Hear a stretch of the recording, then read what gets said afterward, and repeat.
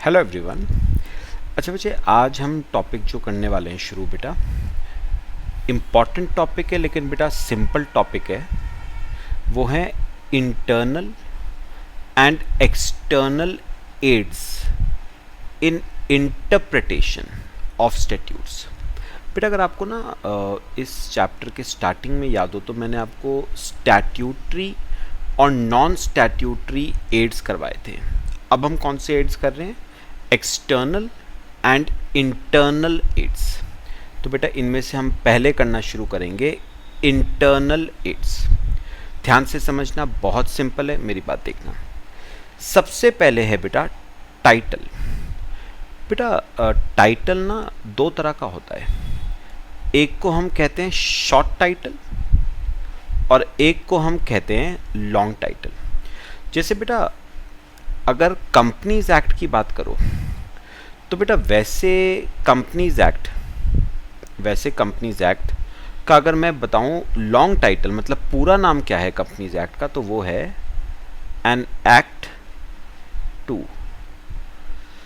Consolidate and amend laws. ये बेटा उसका पूरा नाम है। लेकिन अगर मैं उसका शॉर्ट टाइटल बताऊं तो वो है कंपनीज एक्ट 2013। जैसे बेटा हर पर्सन का एक निक नेम होता है ना, वैसे ही बेटा शॉर्ट टाइटल होता है। तो शॉर्ट टाइटल कुछ नहीं बेटा, एक्ट का क्या होता है? निक नेम होता है। ठीक है, तो देखो बेटा क्या कहता है short title. A short title may be regarded as a nickname of the statute. It is convenient to refer to the statute using the short title. बेटा ऑब्वियस सी बात है ना, आप जब कंपनीज एक्ट का नाम बोलोगे बेटा, ये बोलना बहुत मुश्किल है ना। हम बात कर रहे हैं ऐसे एक्ट की जिसका मोटिव है to consolidate and amend laws. ये बार बार बोलना बेटा बहुत मुश्किल है। तो इजी क्या है? रैदर देन कि मैं बोलूं an act to consolidate and amend laws, better है आप बोलो शॉर्ट में कंपनीज एक्ट 2013। ठीक है। The purpose of the short title is to identify the enactment, ताकि बेटा हम एनैक्टमेंट को, लॉ को इजीली आइडेंटिफाई कर सके and not to describe it. बेटा डिस्क्राइब करना, शॉर्ट टाइटल डिस्क्राइब नहीं करता है, डिस्क्रिप्शन का काम होता है लॉन्ग टाइटल का। It is not used for interpretation of the statute. Obvious सी बात है बेटा, आप शॉर्ट टाइटल को स्टैट्यूट के इंटरप्रिटेशन के लिए आप यूज नहीं कर सकते, बहुत शॉर्ट है बेटा। अब रही बात लॉन्ग टाइटल की। The long title is the part of the act. It may be used for ascertaining the object and scope of the act and interpreting it.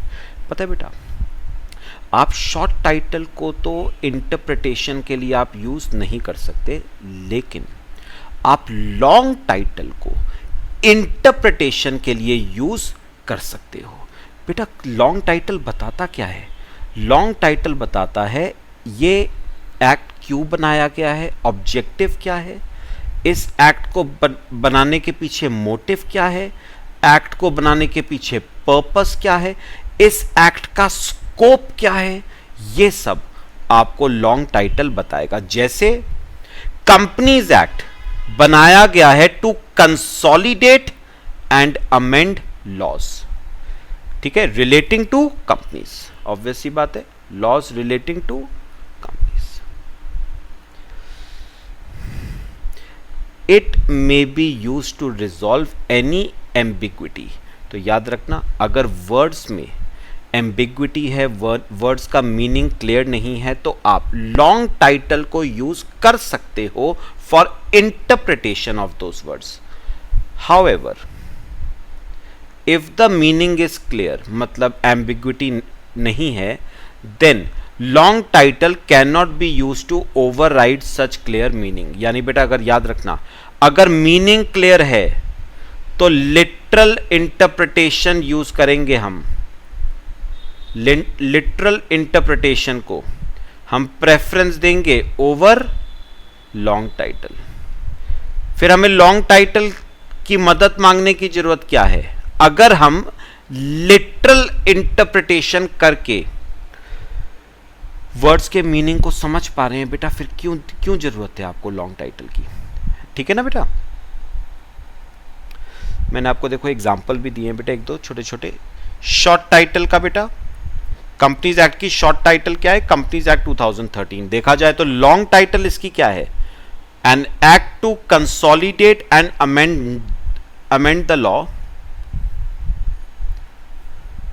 amend the law relating to companies। ऐसे ही बेटा negotiable instruments act 1881 is a short title. पूरा नाम इस act का क्या है? An act to define and amend the law relating to promissory note, bill of exchange and cheque. तो बेटा ये लॉन्ग टाइटल ना हर जगह पे यूज करना पॉसिबल नहीं है बेटा, बहुत लंबा नाम है। तो छोटा नाम क्या है? Negotiable instruments act 1881। ठीक है। अच्छा, सेकेंड इंटरनल एड, प्रीएम्बल। ध्यान से बेटा, the preamble is a statement given in the beginning of a act. The preamble expresses the scope and objects of the act more comprehensively than the long title. बेटा अगर आप एक बात समझो ना कि लॉन्ग टाइटल में और प्रीएम्बल में बेटा क्या डिफरेंस है? बेटा दोनों ऑब्जेक्टिव बताते हैं ये एक्ट क्यों बनाया गया, दोनों पर्पस बताएंगे ये एक्ट क्यों बनाया गया, दोनों मोटिव बताएंगे ये एक्ट क्यों बनाया गया, स्कोप क्या है इस एक्ट का, ये चारों चीजें बेटा लॉन्ग टाइटल भी बताएगा, प्रीएम्बल भी बताएगा। लेकिन प्रीएम्बल इन्हीं चीजों को थोड़ा सा कॉम्प्रीहेंसिव मैनर में बताता है as compare to long title. ठीक है, it is a part of the act. Long title भी बेटा एक्ट का पार्ट है और प्रीएम्बल जो है वो भी आपका एक्ट का पार्ट है। It states the reason for creation of the act, ये एक्ट क्यों बनाया गया है, और मोर इंपॉर्टेंट बेटा the evil which it wants to suppress. जैसे जीएसटी था बेटा, कौन सा क्यों लाया क्यों गया था बेटा GST? To avoid cascading effect of taxes.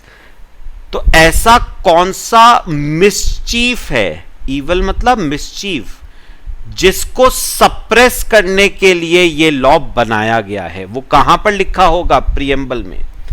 In other words preamble conveys the main objects of the act in a summary way. Main objects बताएगा लेकिन समरी फॉर्म में। हां, लॉन्ग टाइटल से ज्यादा लेकिन एक्ट से कम।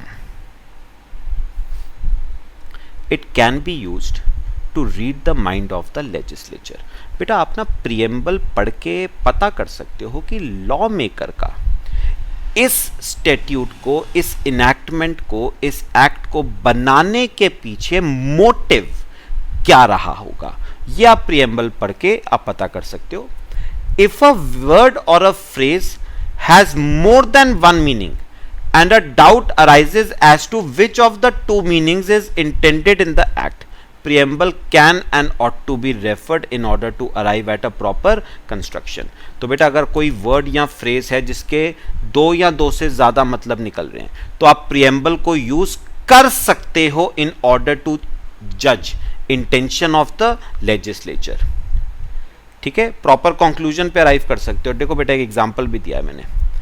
As per section 5 of Hindu marriage act, ये देखना बेटा, अ मैरिज मे वर्ड है बेटा, यानी डायरेक्टरी इन नेचर, डिस्क्रिशनरी है बेटा, ऑप्शनल है, B solemnized between two Hindus.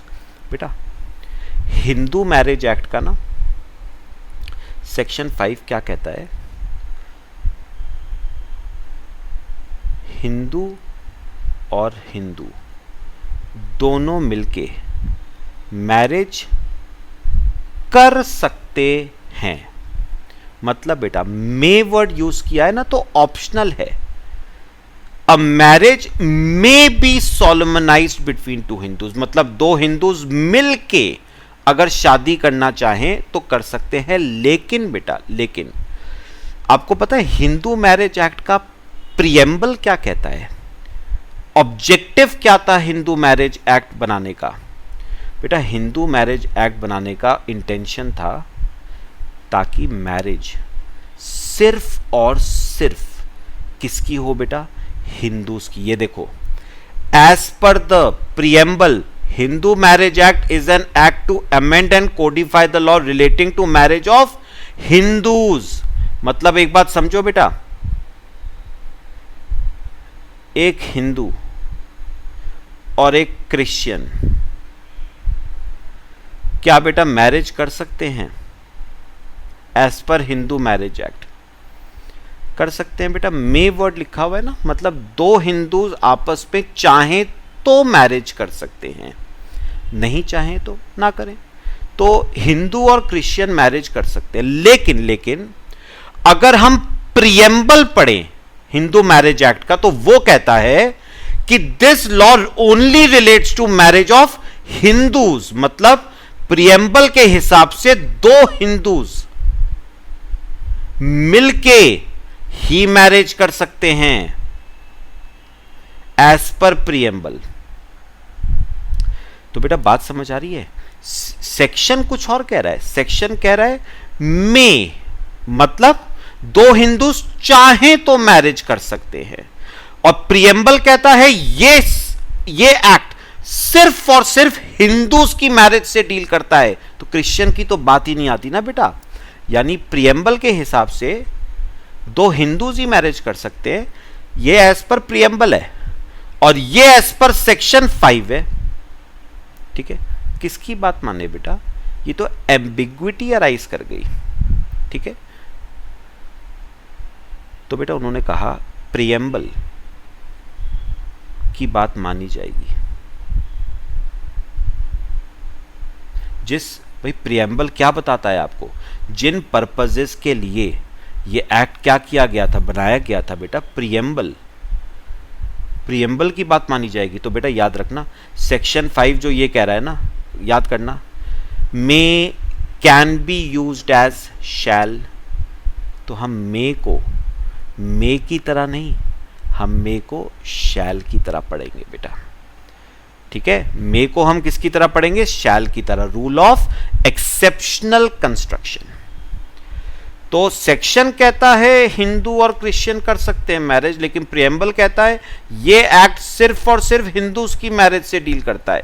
Contradictory statement है, किसकी बात मानी जाएगी? कौन प्रिवेल करेगा? प्रिएम्बल प्रिवेल करेगा। हम मे को शैल की तरह पढ़ेंगे। अच्छा, फिर बेटा थर्ड आता है headings and title of a chapter. ध्यान से सुनना बेटा, सिंपल बातें।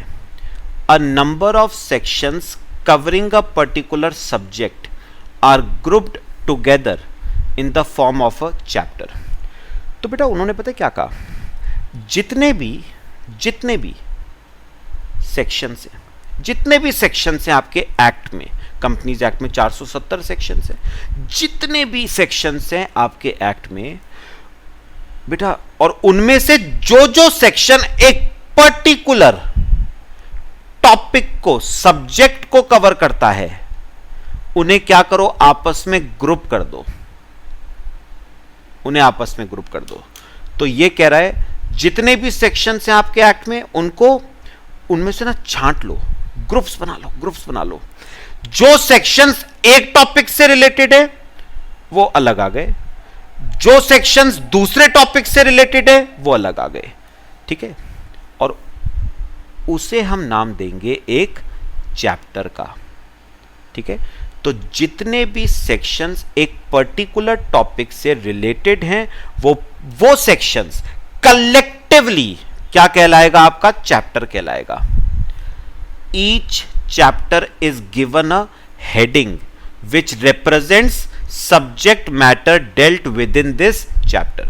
जैसे बेटा ये देखो, मैंने नीचे आपको एग्जाम्पल दिया है बेटा, इसके लिए एक इन इनकम टैक्स एक्ट 1961 एक चैप्टर है ना बेटा, deductions under chapter 6A are grouped under various headings.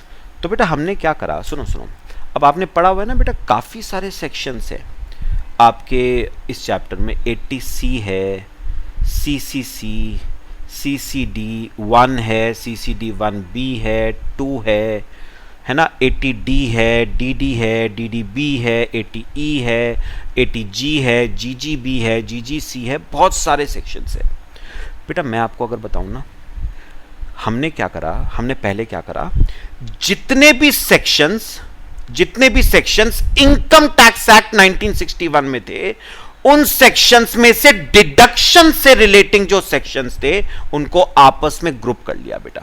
हमने कहा 80C से लेके 80U तक के sections are related with deductions.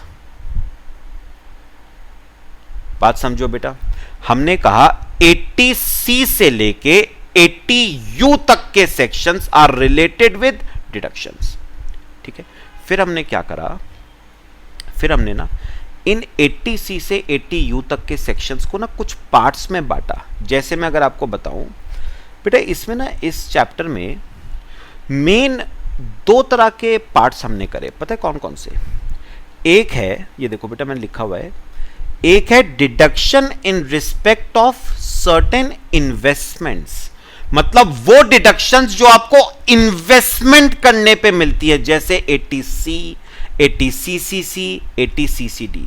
फिर कुछ सेक्शंस, कुछ डिडक्शंस ऐसी भी हैं जो इनकम्स पे मिलती हैं, deductions in respect of certain incomes. जैसे आपने पढ़ा है बेटा 80QQB रॉयल्टी का, 80RRB रॉयल्टी का, फिर से 80TTA इंटरेस्ट का। तो हमने क्या करा, 80C से 80U के जो सेक्शंस थे वो अलग कर लिए, उन सबको हमने एक चैप्टर में डाल दिया, चैप्टर का नाम दिया डिडक्शंस अंडर चैप्टर 6A। फिर हमने उन सेक्शंस को जितने पार्ट्स में बांट सकते थे बेटा उतने पार्ट्स में बांटा। तो मैंने मेनली इस चैप्टर को 2 पार्ट्स में बांटा, एक वो डिडक्शंस हैं जो इन्वेस्टमेंट्स करने पे मिलती हैं, एक वो डिडक्शंस हैं जो इनकम कमाने पे मिलती हैं। तो जो डिडक्शंस आपको इन्वेस्टमेंट्स करने पे मिलती हैं वो एक तरफ आ गई, जो डिडक्शंस आपको इनकम कमाने पे मिलती हैं वो एक तरफ आ गई, ठीक है। तो ये देखो, the heading may be referred for the purpose of construction of the statute. तो आप चाहो तो बेटा हेडिंग्स को रेफर कर सकते हो for the understanding of the statute, however headings can not restrict the clear meaning of the enactment. याद रखना बेटा, फिर से क्लियर मीनिंग की बात है तो पहली प्रायोरिटी बेटा किसको देनी है, लिटरल इंटरप्रिटेशन को देनी है। तो literal interpretation will prevail over headings, यानी बेटा अगर हेडिंग और लिटरल इंटरप्रिटेशन आपस में कॉन्ट्राडिक्ट करता है तो लिटरल इंटरप्रिटेशन की फर्स्ट प्रायोरिटी होगी। Further, heading to one group of section can not be use to interpret another group of sections. ये बेटा देखो ग्रुप कर दिया ना मैंने, कितने ग्रुप्स में बांट दिया बेटा मैंने, 80C से 80U तक को 2 ग्रुप्स में बांट दिया। तो याद रखना इस हेडिंग को आप इन सेक्शंस के लिए यूज नहीं कर पाओगे और इस हेडिंग को आप इन वाले सेक्शंस के लिए यूज नहीं कर पाओगे बेटा। There is a controversy regarding weightage to be given to heading while interpreting a statute. One view is that headings are a preamble to the provisions that follow and are therefore key to interpretation of the sections covered under it. बेटा पता है लोगों का ना courts का जो है अलग अलग मानना है। कुछ कोर्ट्स कहते हैं कि जो हेडिंग होती है ना वो एक तरह से प्रीएम्बल होती है। जैसे बेटा जो प्रीएम्बल होता है वो पूरे एक्ट का होता है, वैसे ये हेडिंग उस सेक्शन में उस हेडिंग के नीचे जितने भी सेक्शंस कवर्ड है वो हेडिंग एक तरह से उन सेक्शंस का प्रीएम्बल है। तो जैसे प्रीएम्बल पूरे एक्ट का होता है ना, वैसे ही हेडिंग प्रीएम्बल है उन सब सेक्शंस की जो उस हेडिंग में कवर्ड है। तो एक व्यू तो ये है कि हमें हेडिंग को इम्पॉर्टेंस देनी चाहिए while interpretation of a statute.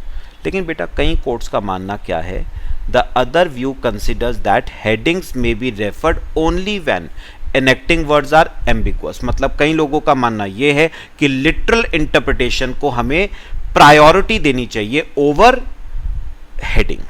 तो बेटा अलग अलग मानना है, कुछ का मानना है कि हेडिंग की ज़्यादा प्रायोरिटी है as compare to literal interpretation, और कईयों का मानना है literal interpretation is more important as compare to heading.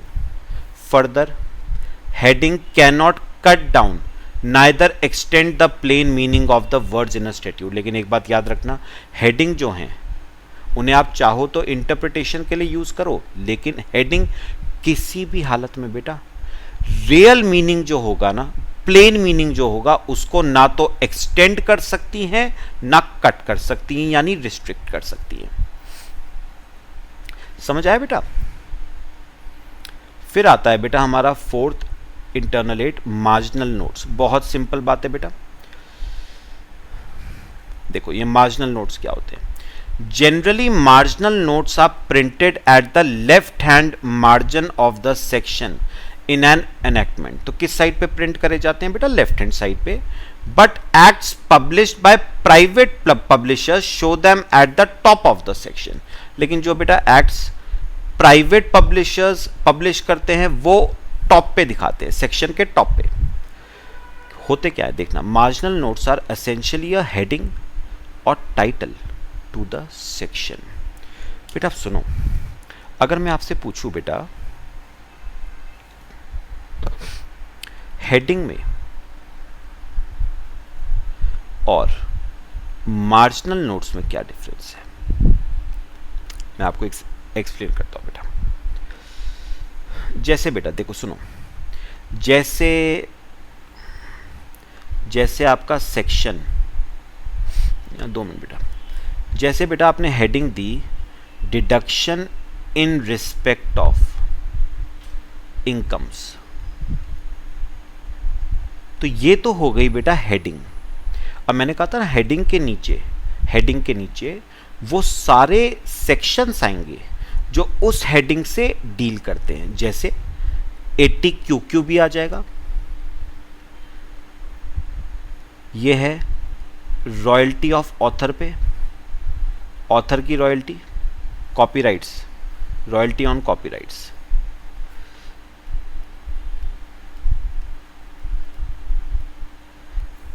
फिर 80 RR भी आ जाएगा बेटा, रॉयल्टी ऑन पेटेंट्स।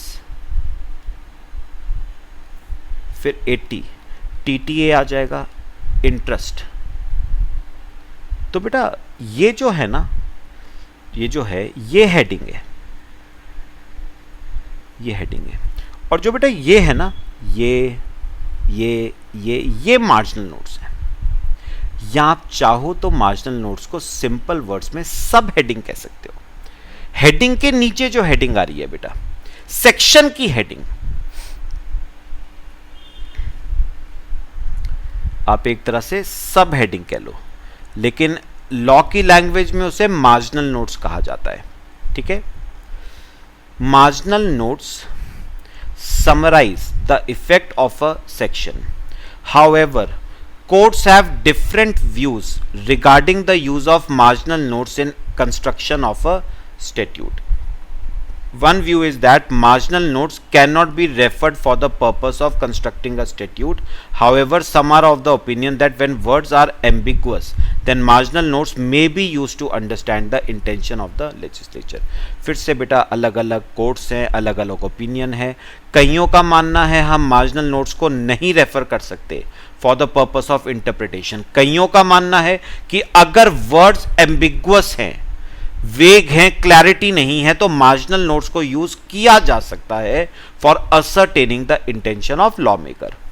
लेकिन फिर से वही बात, marginal notes can not restrict और limit the meaning of clear words in the section. Literal interpretation से प्रिवेल नहीं करेंगे बेटा।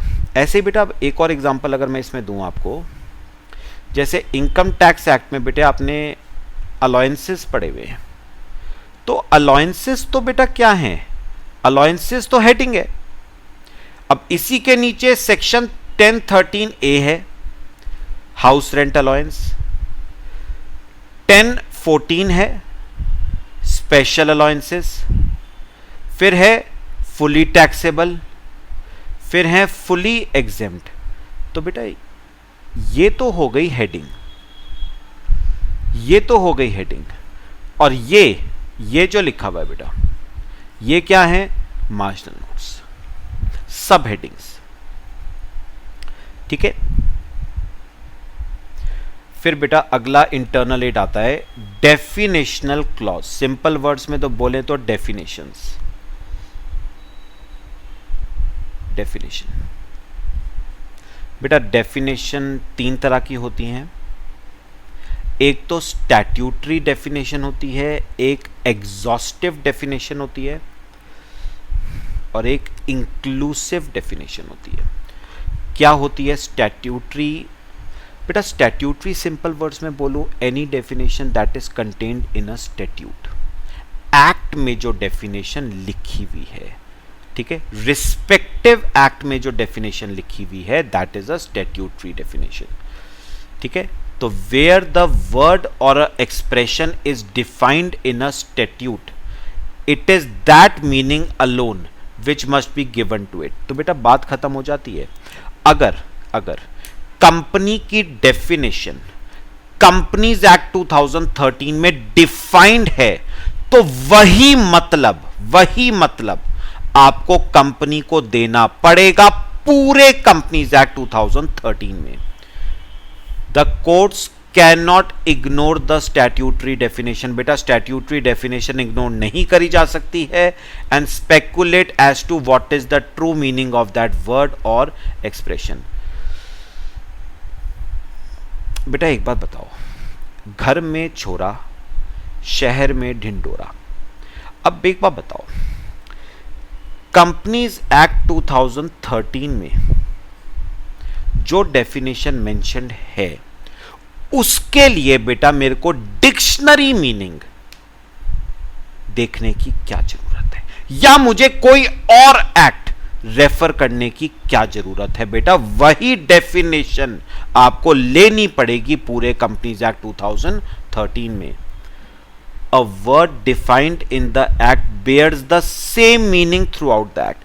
तो पूरे कंपनीज एक्ट 2013 में जहां पर कंपनी वर्ड आएगा, कंपनी का मतलब वही होगा जो कंपनीज एक्ट 2013 में दे रखा है। Until और unless ये वर्ड्स लिखे हों, unless the context otherwise requires। तो बेटा अगर ये वर्ड लिखे हुए हैं ना, इसका मतलब ये है कि मतलब कुछ और हो सकता है। ठीक है।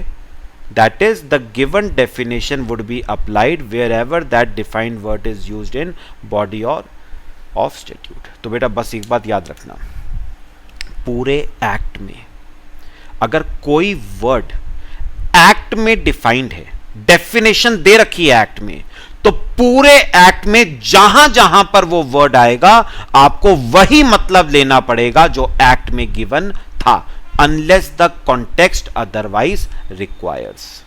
अनटिल और अनलेस स्टैट्यूट आपको कहता है तो डिफरेंट मीनिंग होगा, नहीं तो वही मीनिंग चलेगा। तो बेटा एक बात याद रखना, अगर ये लाइन नहीं लिखी है तो कंपनी का मतलब वही होगा जो कंपनीज एक्ट 2013 में डिफाइंड है, जहां पर कंपनी वर्ड आएगा। फिर बेटा एक डेफिनेशन आती है एग्जॉस्टिव। सिंपल बात है, खास कोई दिक्कत नहीं बेटा। आपने ना बहुत डेफिनेशंस देखी होंगी। एक डेफिनेशन तो शुरू होती है, जैसे कंपनी की डेफिनेशन थी, company means any company incorporated under this act और प्रीवियस कंपनी लॉ। वर्ड कैसे शुरू हुआ? Company means. बेटा मीन्स जहां पर आ जाए ना, जहां पर मीन्स आ जाए, that is an exhaustive definition. Exhaustive मतलब कंप्लीट डेफिनेशन, यही कंपनी है, इसके अलावा और कोई कंपनी नहीं है। पक्का? जबकि बेटा अगर आपको याद हो तो सेक्शन 7 आपने सीजीएसटी एक्ट का पढ़ा है बेटा। जो आपको सप्लाई की डेफिनेशन देता है। और अगर आपको याद हो तो बेटा सप्लाई की डेफिनेशन कैसे थी? Supply includes sale, transfer, barter, exchange, licence, lease, disposal, है ना, by a person for a consideration in course और फर्दरेंस ऑफ बिजनेस। फिर B clause, C clause, D clause. तो सप्लाई इंक्लूड्स, जहां जहां पर वर्ड बेटा, अगर किसी डेफिनेशन में वर्ड इंक्लूड आ जाए तो वो होती है बेटा इंक्लूसिव डेफिनेशन। इंक्लूसिव मतलब इसमें ये चीजें तो आई हैं, और भी आ सकती हैं, provided they satisfy the criteria. जबकि बेटा जहां पर मीन्स लिखा होता है ना, दैट इज रिस्ट्रिक्टिव, उतना ही है, दैट्स इट। लेकिन सप्लाई इंक्लूड्स लिखा हुआ है तो इंक्लूड की बेटा कोई परिभाषा नहीं है। इंक्लूड बेटा, ये तो इंक्लूड पता है क्या, एग्जाम्पल बता दिया आपको, ये आता है, और भी आ सकता है, provided they satisfy the criteria. जबकि मीन्स लिखा होता है, दैट्स इट, इतना ही आएगा और कुछ नहीं। जबकि इंक्लूड्स लिखा हुआ है तो बहुत कुछ आ सकता है, जो जो क्राइटेरिया को फुलफिल करेगा। When a word is defined in the statute to mean something, means word लिखा हुआ है, the definition is prima facie, बिल्कुल क्लियर। रिस्ट्रिक्टिव बेटा जहां पर मीन वर्ड आ गया ना, समझ लेना लॉ ने रिस्ट्रिक्ट कर दिया है। रिस्ट्रिक्ट मतलब कंपनी यही है बस, उसके अलावा कोई और कंपनी नहीं होगी। And exhaustive, and the meaning of such word must be restricted to the meaning given in the definitional clause. It will also include means and include. बेटा अगर कहीं पर ना दोनों लिखे हुए मीन्स एंड इंक्लूड्स, तो बेटा वो भी एग्जॉस्टिव डेफिनेशन ही मानी जाएगी। मीन्स आ गया ना बेटा, तो वो भी एग्जॉस्टिव डेफिनेशन ही है। इंक्लूसिव क्या होती है? Where an expression is defined to include something, the definition is prima facie extensive. Extensive मतलब ब्रॉड, वाइडर स्कोप है बेटा, ब्रॉडर है। And its meaning can also include something else, और कुछ भी आ सकता है जो डेफिनेशन में मेंशन नहीं है, in addition to the meaning assign to it in the definition clause. बेटा कई बार लिखा होता है it will also include, deem to include लिखा हुआ है, that is also an inclusive definition. To apply and to include लिखा हुआ है, that is also a inclusive definition. MCQ में बेटा पूछा जा सकता है, means and include is an exhaustive और इंक्लूसिव, तो आप कहोगे exhaustive. To apply and to include क्या है बेटा? इंक्लूसिव। समझ आ रहा है बेटा? अगला, व्हाट आर इलस्ट्रेशंस? कोई दिक्कत ही नहीं बेटा। बेटा एक बात बताओ, मैं भी आपको जैसे टाइम टू टाइम बेटा हर चीज़ के, जैसे जीएसटी में भी, लॉ में भी, हर चीज़ के साथ साथ आपको एग्जाम्पल्स कराता हूँ। क्यों बेटा? For better understanding, for better clarity. बेटा बहुत से लोग होते हैं जिनको बेयर एक्ट पढ़ के क्लैरिटी नहीं हो पाती, क्योंकि बेटा बेयर एक्ट की लैंग्वेज उतनी आसान नहीं होती है, टेक्निकल लैंग्वेज होती है। तो उस केस में they can refer to illustrations for better understanding of the statute. तो illustrations are examples appended to a section.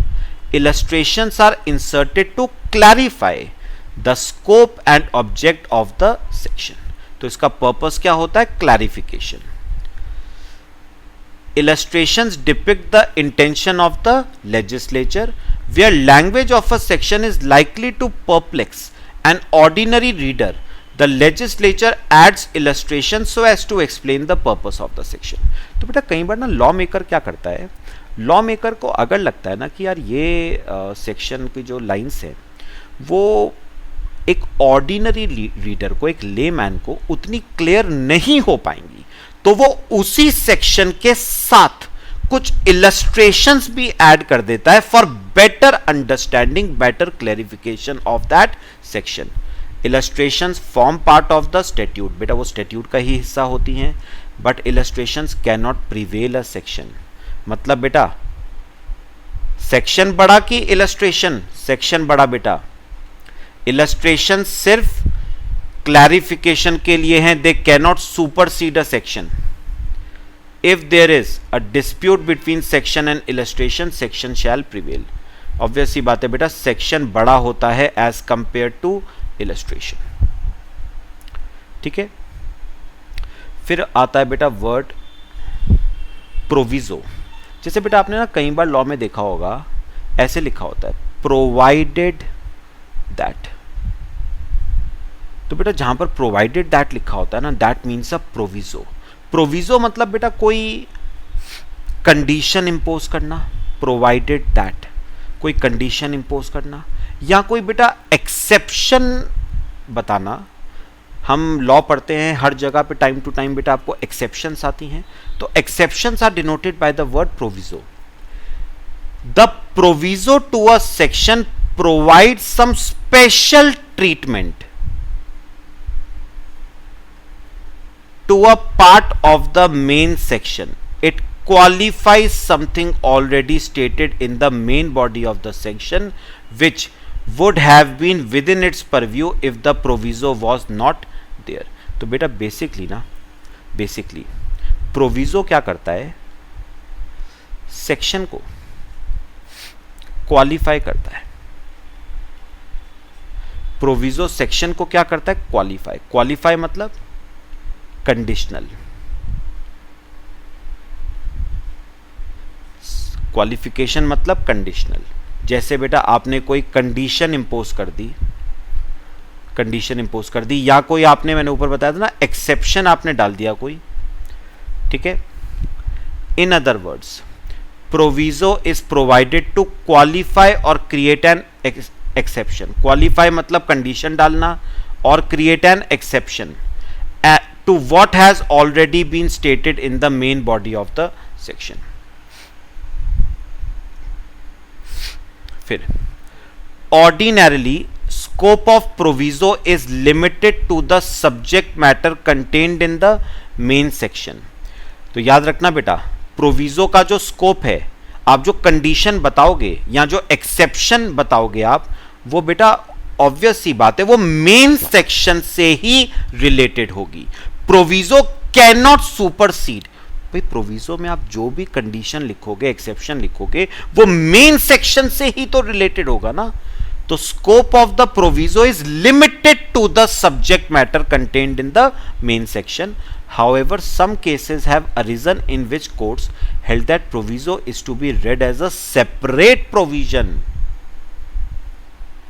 and such so-called proviso has enlarged the scope of main section. वैसे बेटा एक बार देखा जाए तो सेक्शन और proviso, बेटा जो प्रोविजो होता है ना, उसका scope is limited to the main section. ठीक है, लेकिन कुछ कोर्ट में कुछ केसेस आए हैं जहां पर कोर्ट ने ना इस रूल को अप्लाई नहीं कराया, और उसने कहा है नहीं, प्रोविजो को एक सेपरेट प्रोविजन की तरह पढ़ा जाएगा और उसका स्कोप सेक्शन से भी बढ़कर है। Object of inserting a proviso, बेटा प्रोविजो कब कब इंसर्ट किया जाता है, आपको बेटा कुछ एक्सेप्शंस बतानी है, प्रोवाइडेड दैट, या आपको कोई क्लैरिफिकेशन देना है, या आपको कोई कंडीशंस इंपोज करनी है, या to make a substantive provision, that is to extend the meaning of main provision. ये वाली लाइन बेटा, अगर आप मेन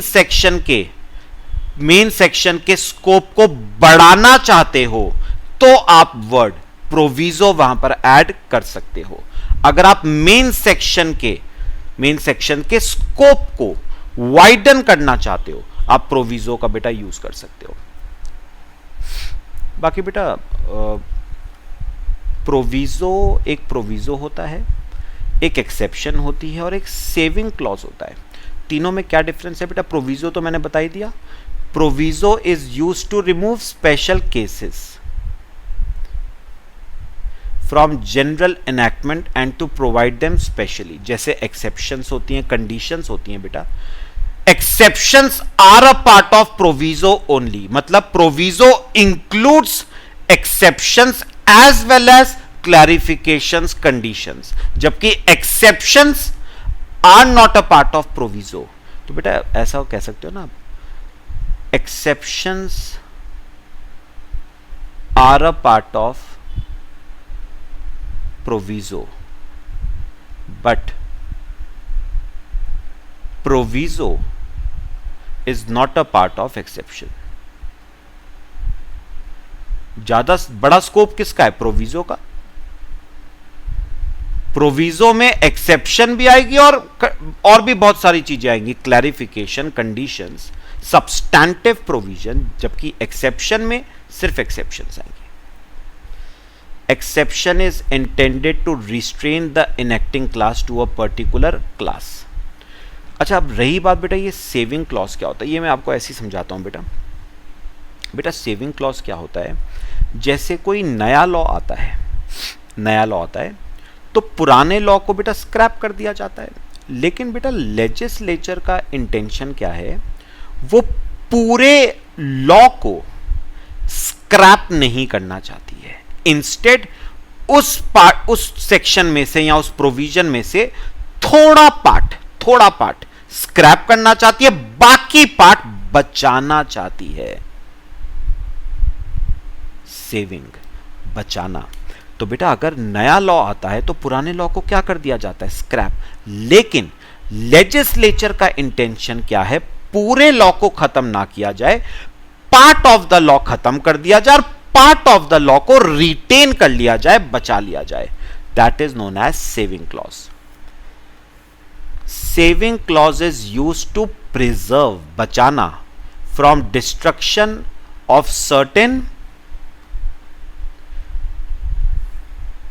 certain rights, remedies और privileges already existing. मतलब कोई rights, कोई privileges, कोई remedies लॉ ने प्रोवाइड कर रखी हैं, लॉ उनको खत्म नहीं करना चाहती है, तो लॉ क्या बोलेगी? Saving clause.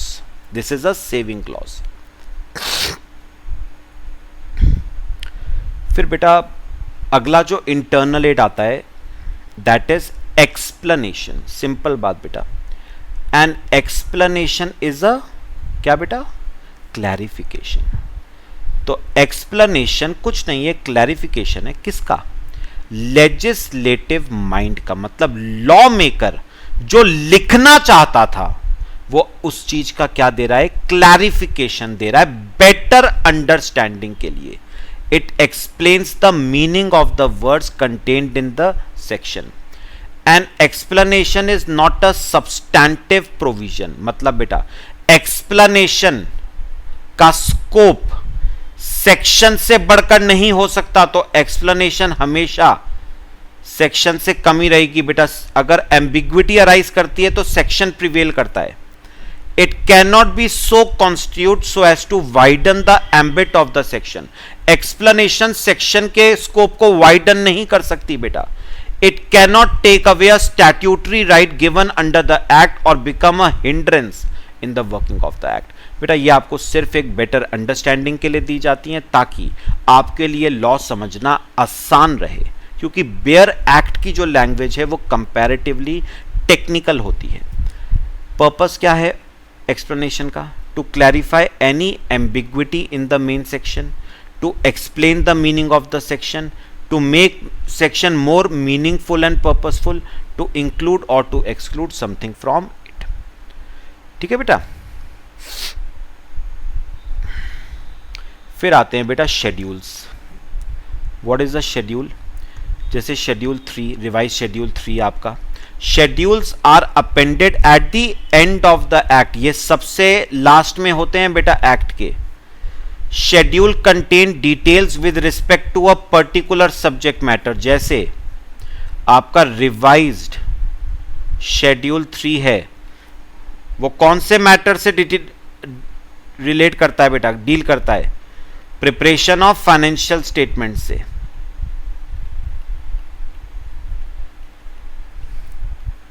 A schedule is considered as part of the act.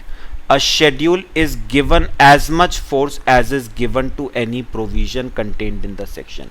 यानी बेटा शेड्यूल की इंपॉर्टेंस कोई कम नहीं है. जैसे एक प्रोविजन की इंपॉर्टेंस होती है ना, वैसे ही बेटा उतनी ही इंपॉर्टेंस एक शेड्यूल की होती है. A schedule may contain substantive enactment which may even go beyond the scope of a section. मतलब बेटा शेड्यूल के पास ये पावर है कि वो सेक्शन के एम्बिट को वाइडन भी कर सकता है, उसके स्कोप को बढ़ा भी सकता है। पर्पस क्या होता है बेटा, यूज क्या होता है शेड्यूल्स का? The schedule and act must be read together. A schedule may be referred to remove any ambiguity in law. तो अगर लॉ में बेटा आपको क्लैरिटी नजर नहीं आ रही है, आप शेड्यूल खोल के पढ़ सकते हो। Where schedule contains certain substantive provision, मतलब सेक्शन के स्कोप को बढ़ा रहा है बेटा। अब मुझे एक बात बताओ, फॉर एग्जाम्पल बेटा एक तरफ सेक्शन है, एक तरफ शेड्यूल है बेटा, ये दोनों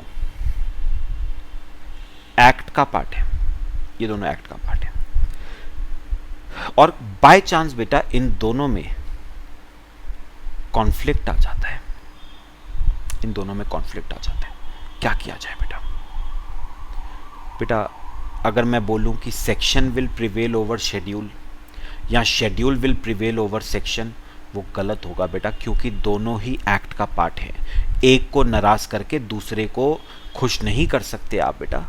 याद करो, करा तो है, हार्मोनियस कंस्ट्रक्शन आपको बेटा यूज करना पड़ेगा, उस कॉन्फ्लिक्ट को रिजॉल्व करना पड़ेगा।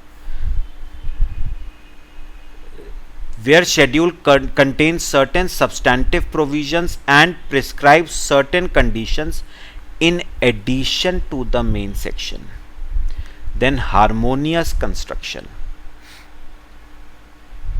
shall be adopted। तो उस केस में आप हार्मोनियस कंस्ट्रक्शन बेटा यूज करोगे और कोशिश करोगे इस कॉन्फ्लिक्ट को दूर करने की। However, if any inconsistency appears in the schedule and a section, then section will prevail। बेटा अगर वो कॉन्फ्लिक्ट रिजॉल्व नहीं होता है, ठीक है, तब बेटा क्या प्रिवेल होगा? सेक्शन। तो section will prevail over schedule. पहली कोशिश होगी बेटा कॉन्फ्लिक्ट को दूर करो, अगर नहीं होता है तो सेक्शन की बात मानी जाएगी as compare to schedule. Last है बेटा internal aid, read the statute as a whole. वो कह रहा है the words in the statute must first be read in context provided by the statute. While interpreting a statute, court is required to discover the true legislative intent। तो बेटा वो कह रहा है कि लॉ मेकर की क्या इंटेंशन थी इस लॉ को बनाने के पीछे, वो समझो।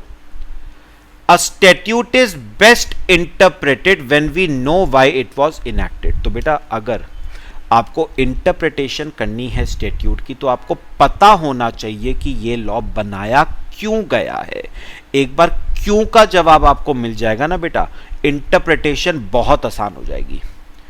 The statute must be read as a whole.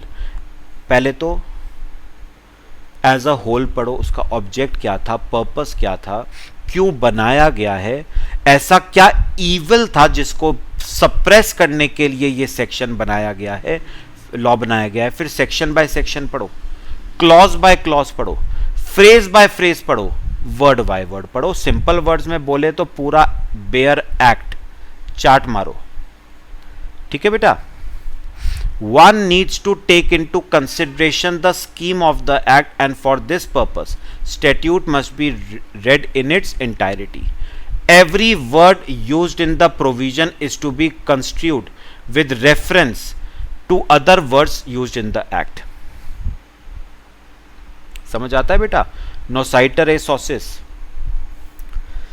Thus to ascertain the meaning of the provision, court must look into the whole statute at what precedes and what succeeds the provision under consideration। Literal interpretation can only be done when statute is read as a whole। Words take color from the context in which they are used। The same word may mean one thing in one context and another in a different context। तो बेटा पूरे statute को as a whole पढ़ना जरूरी है। Section by section पढ़ो, word by word, clause by clause पढ़ो, phrase bye phrase पढ़ो, वर्ड बाय वर्ड पढ़ो, ठीक है। एक एक वर्ड बेटा बहुत इंपॉर्टेंस का है पूरे स्टैट्यूट में। तो ये बेटा आपके सारे इंटरनल एड्स हैं, टोटल बेटा 10, which can be used for interpretation of a statute. सब बताओ बेटा, क्लियर हुए? पक्का? चलो बेटे, बाकी हम नेक्स्ट क्लास में कवर करेंगे आपके external aids. Till then thanks.